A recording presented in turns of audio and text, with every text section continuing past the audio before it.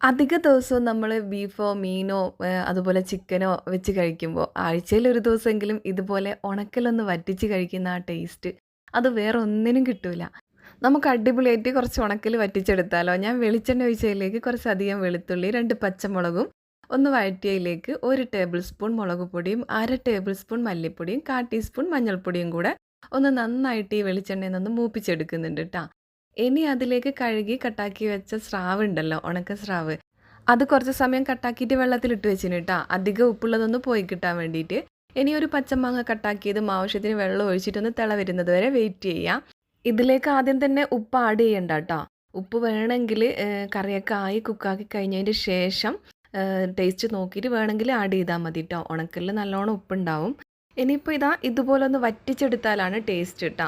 അപ്പം വീഡിയോക്കുള്ള ലൈക്കും കമൻറ്റും മറക്കണ്ട. അടുത്ത നല്ലൊരു റെസിപ്പി ആയിട്ട് വരുന്നവരേക്കും ബൈ, ടേക്ക്